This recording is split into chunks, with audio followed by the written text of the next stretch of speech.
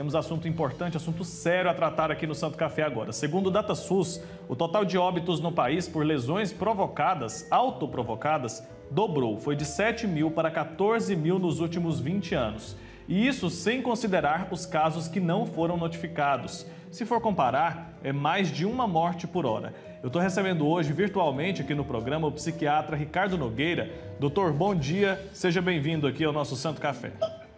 Bom dia. Muito obrigado pela oportunidade.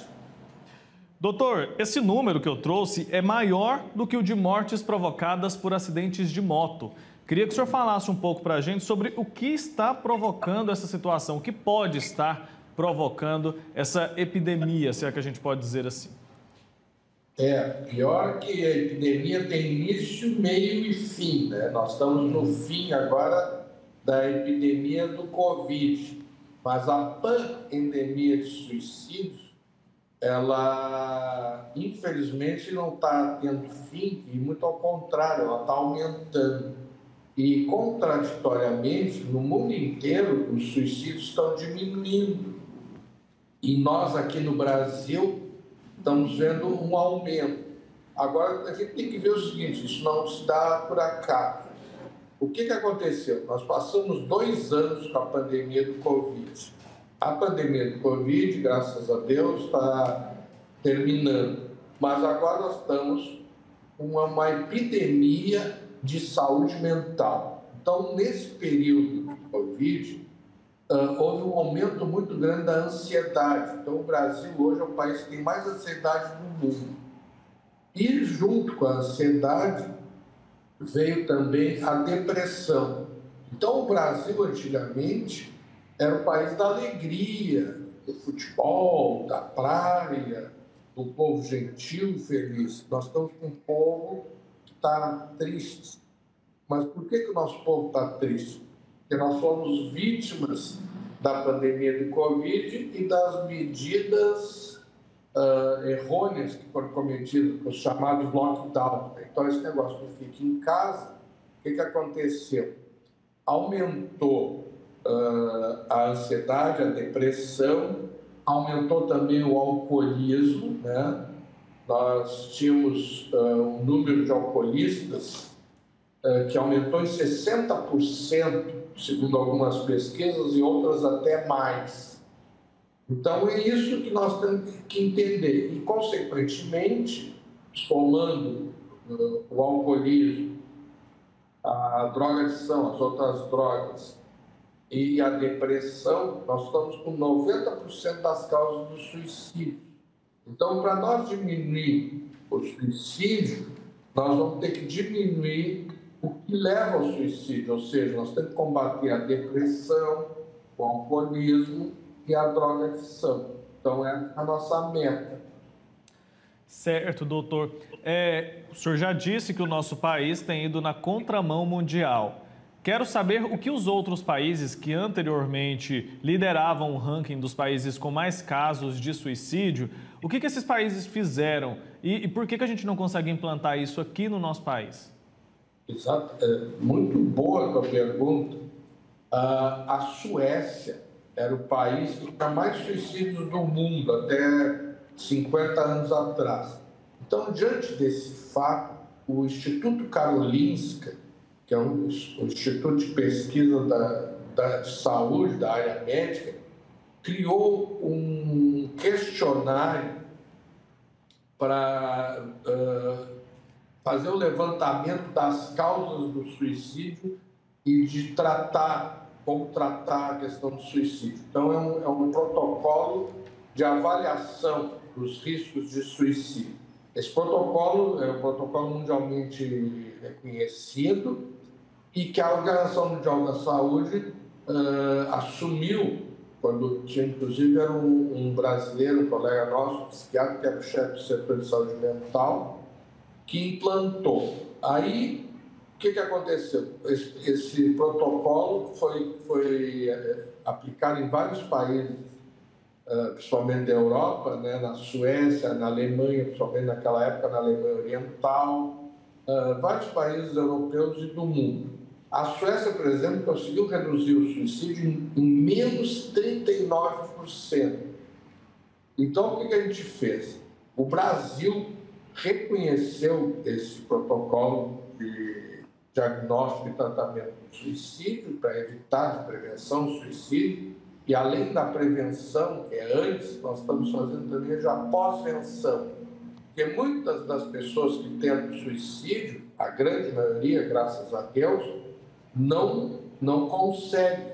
Então, o que nós temos que fazer? Tratar o paciente que tentou o suicídio, que é um fato muito importante.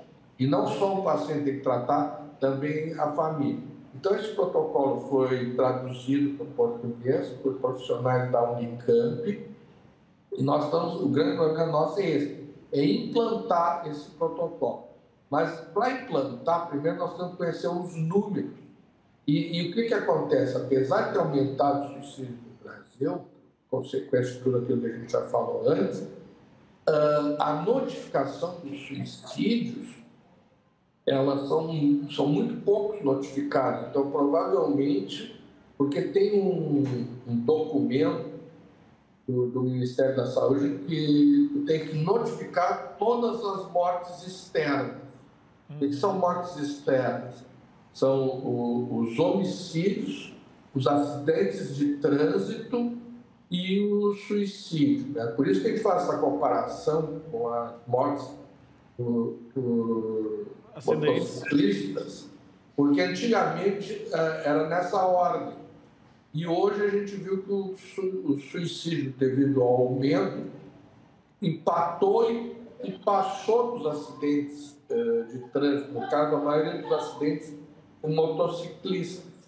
Então, por isso que a gente está chamando a atenção, né, para essa comparação aí. Então, o que nós temos que fazer? Incentivar a notificação, o tratamento, a prevenção, ou seja, tu saber diagnosticar a pessoa que tem risco de suicídio, né? Então, como eu falei, 30% são pacientes com depressão, diagnosticados com depressão, e 60% são pacientes que fazem associação da depressão com o alcoolismo e a drogadição. Com isso aí, a gente já resolve 90% dos casos. Doutor, eu vejo, pelo menos é uma impressão que eu tenho ao ler notícias, quando a gente fica sabendo também, que os jovens estão cometendo muito suicídio recentemente. Quero saber se isso pode ter relação com o alcoolismo, que o senhor já mencionou que é um fator muito importante quando a gente vai avaliar essa questão. E quando acender um alerta, quando a família, os amigos, as pessoas próximas precisam se atentar para essa questão do álcool. Pois é, mas não é só o álcool, são também as outras drogas. Então, o que nós vimos? Aonde que aumentou e qual a faixa etária que aumentou o suicídio? Os suicídios, caracteristicamente, eram cometidos basicamente pelos idosos. Então, nós agora temos que fatiar essa questão. Então, o que a gente viu? Um aumento, triplicou, porque não tinha muito suicídio em crianças. Então, nas crianças e nos púberes, que é aquela transição da infância para a adolescência, houve um aumento muito grande. Por quê? Porque as crianças e os adolescentes estão fazendo uso de álcool e outras drogas de uma forma precoce, com idade cada vez menor. Então, o que aconteceu? As meninas, por exemplo, hoje, cada vez em idade mais tenra, mais jovens, já estão fazendo uso de álcool e drogas. Aí, o que isso gera? Gestações indesejadas, né? Porque as crianças e adolescentes se expõem. E muitas vezes as crianças desesperadas tentam, no primeiro momento, o aborto, aí não conseguem e aí tentam o suicídio. Então, por exemplo, 30% das gestantes, principalmente as gestantes adolescentes, elas tentam o suicídio. Então, essa é a faixa etária dos adolescentes. Só para a gente ter uma ideia, entre os 15 e os 29 anos, a maior causa de morte é o suicídio. O suicídio mata, além de ter passado as mortes por acidente de moto, passou também as mortes causadas pela AIDS, por exemplo. Então, nessa faixa etária. Outra questão que chamou muito a nossa atenção é que, nesse período, aumentaram os suicídios entre as polícias militares em 8 vezes. 8 vezes. Então, houve um grande aumento entre as polícias militares, na Polícia Federal também. Aqui no Rio Grande do Sul, por exemplo, nós tínhamos a média de 23 suicídios por cada 100 mil entre os policiais militares. No último ano deu 30. Ou seja, a Brigada Militar, aqui se chama Brigada Militar, aqui o pessoal se mata mais do que o dobro da Polícia Militar de São Paulo, o triplo da Polícia Militar do Rio de Janeiro. Então nós vamos ver também a causa. A grande maioria dos recrutas aqui são jovens, né? Então eles sofrem a mesma coisa que a população em geral, os mesmos problemas. E como eles têm acesso a armas, né? Então o risco foi aumentado. Outra coisa que também a gente viu, um grande número de suicídios indígenas. E aí nós vamos ver qual é a causa. Alcoolismo, basicamente alcoolismo, na grande maioria, e o uso de crack. A falta de um apoio psicológico se mostra muito grande, né, doutor? A pessoa dá sinais de que pode cometer um suicídio. Tem como a gente identificar isso, ajudar de alguma maneira? O que fazer quando a gente tem medo de alguém que convive com a gente cometer um suicídio? Porque a gente sabe que a realidade do nosso dia a dia não permite que a gente vigie aquela pessoa o tempo todo. Tu sabes que eu sou um estudante, eu fiz toda a minha formação entre os laçalistas. Sempre estudei em colégios laçalistas, Colégio Católico Laçalista aqui no Rio Grande do Sul. E até hoje eu me sinto um laçalista, estudei no Colégio Gonzaga, lá de Pelotas, e hoje eu, às vezes, dou uma consultoria aqui no Pão dos Pobres, que é uma instituição laçalista. E lá nós temos muitos jovens. Então, quando a gente faz as palestras lá, a gente nota assim, que às vezes faz palestras em dias de calor, e as crianças estão todas enroupadas, e muito enroupadas. Aí nós vamos ver, mas por que elas estão tão... Elas estão, tipo assim, parecem sacadas, envelopadas? Porque a grande maioria dos nossos adolescentes apresentam hoje uma coisa que os pais têm que olhar o corpo dos seus filhos. Eles têm marcas de automutilação. E as crianças se automutilam. Por quê? Porque elas estão sofrendo e o adolescente não suporta a depressão. O adulto suporta, ele canta essas músicas da sofrência, essa coisa toda. Então, eles se automutilam. Então, esse é o primeiro sinal, olhar o corpo dos seus filhos. E aí, vamos ver, porque eles transferem a dor daqui para cá. E aí, eles se automutilam. Então, esse é um dos primeiros sinais, que estão em sofrimento psíquico.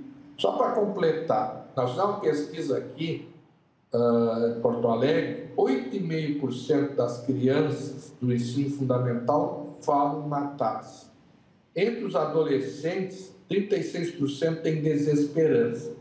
E essa mesma pesquisa foi feita em São Paulo agora recentemente. Lá deu 45%.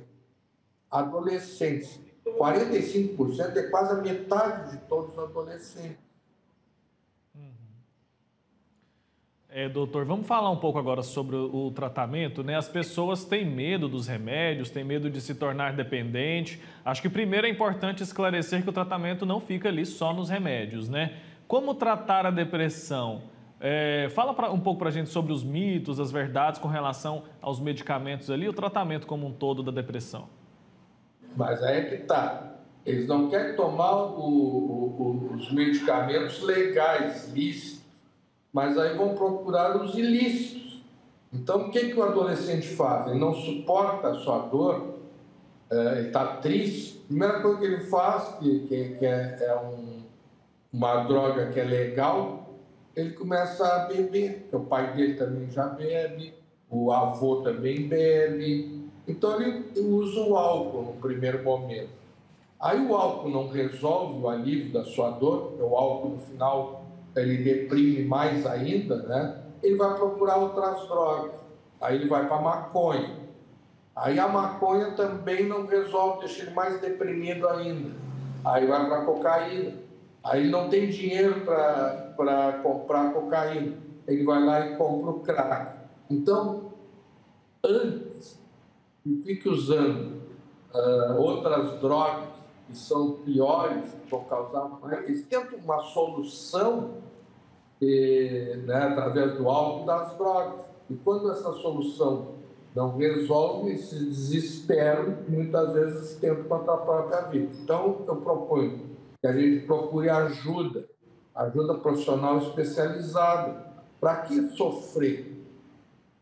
Se tu está sofrendo, por que manter esse sofrimento? Nós temos que amenizar esse sofrimento. Se nós temos, por exemplo, os chamados centros de atenção psicossociais, nós temos 4.500 centros de atenção psicossociais, os CAPs, em todo o Brasil. Então, se vocês entrarem em contato conosco aqui, no Centro de Promoção à Vida, CPV, rn@prevencal-suicídio, nós já vamos ter um localizador vendo onde é que tu está. Aí, vamos dizer, estou aqui em Goiânia. Eu vou te dar ali, já te passo todos os números, os telefones dos Centros de Atenção Psicossociais de Goiânia que estão abertos, e grande parte desses Centros de Atenção Psicossociais, eles trabalham 24 horas por dia. Então, tu vai entrar em observação, se necessário for em permanência, e nós vamos começar a fazer um tratamento de apoio psicológico, apoio familiar, para evitar que haja esse deterioramento da saúde da nossa população. É isso, não sofra sozinho, não guarde para si essa tristeza inexplicável, né, doutor? Queria que o senhor falasse um pouco mais, antes da gente concluir, sobre a questão do isolamento. O isolamento, ele pode ser uma causa da depressão ou ele é um sintoma da depressão, um sinal de que aquela pessoa pode ter essa doença? Na verdade, é uma tentativa de não mostrar o que está sentindo. Então, a gente tem que fazer exatamente ao contrário. Então, o slogan da nossa campanha é a seguinte: não fique só e não deixe ninguém sozinho. Não fique só e não deixe ninguém sozinho. Peça ajuda, converse com seu amigo, né? E os pais, todo mundo tem um pai, uma mãe, uma avó, tem que olhar o corpo dos seus filhos, olhar o corpo dos seus filhos, para ver o... Tivemos um probleminha técnico ali com o aparelho do doutor, né? Mas, doutor, tá me ouvindo bem aí? Caiu o telefone? Eu acho que eu estou entrando em abstinência aqui, não tomei o meu trago de hoje, está tremendo. Não, mas é porque essas coisas acontecem, né? Mas o importante é que a gente conseguiu passar o recado importantíssimo para você aí que está nos acompanhando. Essa questão da depressão, da ansiedade é muito séria, a gente precisa se atentar. E o slogan da campanha que o doutor trouxe para a gente, o doutor Ricardo Nogueira, é muito certo, viu? Não fique sozinho, não fique só e não deixe ninguém sozinho. Tá, acho que isso é muito sério. Doutor? Um agradecimento Sim. A todas as religiões, sem exceção, porque todas as religiões são contra o suicídio e lutam pela vida. E nós não temos mais suicídios no Brasil graças às ações dos padres, dos pastores, né? Então, se não fosse a ação da igreja, nós teríamos muito mais suicídios do que temos hoje. Então, orientar a todos os nossos pastores, presbíteros, padres, todos aqueles membros das nossas igrejas para atentar para essa questão. E muitos pacientes que não se matam, eles dizem assim: eu não me mato porque eu sou católico, por exemplo, porque eu acredito em Deus e Deus é contra o suicídio, né? Inclusive, antigamente, os suicidas não podiam ser enterrados em Campo Santo, né? Então, mas o que era isso? Para evitar que ocorresse o suicídio, porque ocorriam muitos suicídios. Então, graças à igreja que nós temos menos suicídio. Então, é importante a gente levar adiante esse slogan: não fique só e não deixe ninguém sozinho. Essencial, viu, doutor, essa conversa que a gente teve aqui agora. Quero agradecer muito a sua participação, o seu tempo. Até uma próxima oportunidade, viu? Tá bom, muito obrigado pela oportunidade. Desculpe qualquer coisa aqui, que estava meio improvisada a coisa. Sem problema, doutor. O importante é a gente passar esse recado que é muito importante. Até uma próxima. Tchau, tchau. Então tá bom. Então, um bom fim de semana, uma reflexão, que o importante é a vida. Com certeza, hoje, viu? Eu posso fazer aqui uma pequena oraçãozinha? Deixa? Doutor, se for uma coisa bem breve, a gente consegue um minutinho. Tá, então eu vou te falar do Baltazar, o artilheiro de Deus, que jogou aqui no Grêmio. O Baltazar uma vez errou um pênalti numa decisão contra o São Paulo. O pessoal disse assim: acabou, errou o pênalti, acabou. Ele disse: não, fiquem tranquilos, Deus está sempre reservando algo melhor para mim. No jogo da volta, ele fez o gol do título. Olha aí. Vocês têm que ter fé sempre, porque Deus está sempre reservando algo melhor para nós. Com certeza, a gente só precisa acreditar nisso. Doutor, até uma próxima, viu? Tchau, tchau. Tá, obrigado.